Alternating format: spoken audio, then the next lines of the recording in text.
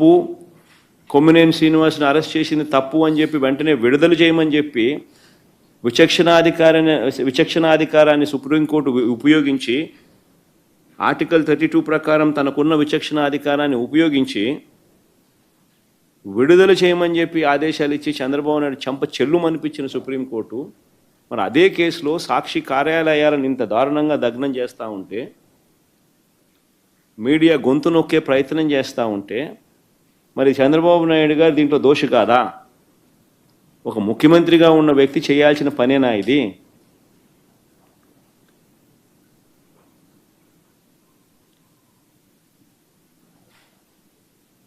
ఇది తప్పుడు సాంప్రదాయం కాదా? రేపొద్దున ఇదే సాంప్రదాయం కొనసాగితే రేపొద్దున ఎవరైనా బతుకుతారా?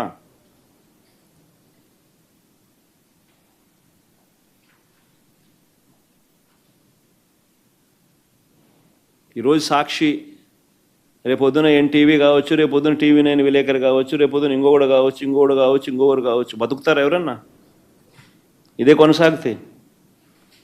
ఇతడు విచ్చలవిడి రౌడీజం కాదా ఇది?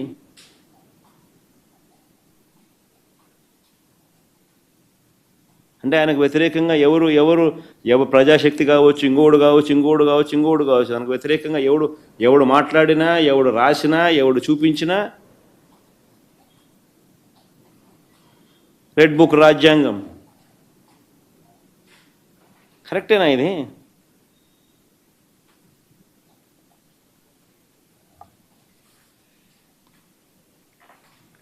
నిజంగా మహిళల పట్ల చంద్రబాబు నాయుడు గారి గౌరవం ఉందా అని అడుగుతా ఉన్నా నేను.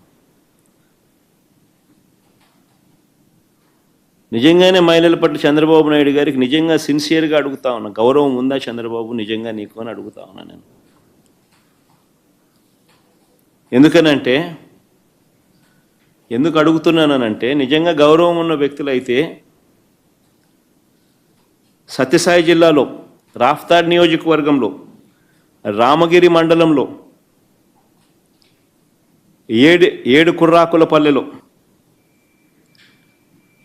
ఏడు కుర్రాకలపల్లి గ్రామంలో 9వ తరగతి చదువుతా ఉన్న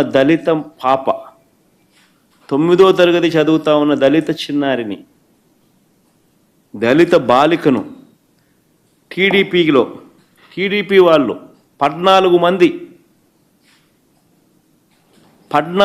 టీడీపీ వాళ్ళు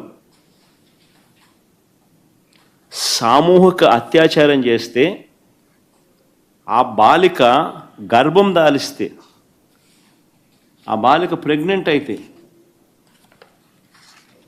ఈ విషయం బయటకు వచ్చింది. కనీసం ఫిర్యాదు కూడా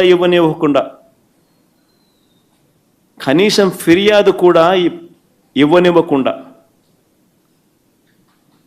టీడీపీ వాళ్ళు భయపెట్టిన మాట వాస్తవం కాదా అని అడుగుతా ఉన్నా.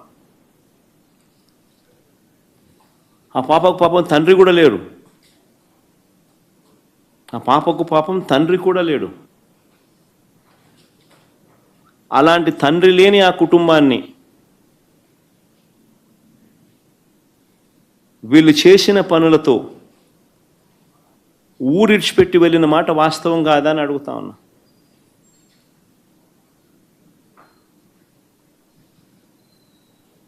పోలీసులు ఏం చేశారని అడుగుతా ఉన్నా. నీ గవర్నమెంట్లో ఆ దళిత పాపకు తోడుగా చట్టం ప్రకారం చర్య తీసుకునే దమ్ముకు చంద్రబాబుకి ఎందుకు లేదని అడుగుతా ఉన్నా.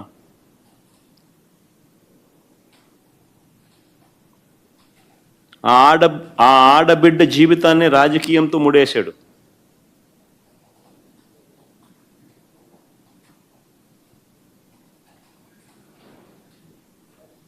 న్యాయం చేయాలని ఈ మనిషికి ఏ కోశాన సిన్సియారిటీ లేదు.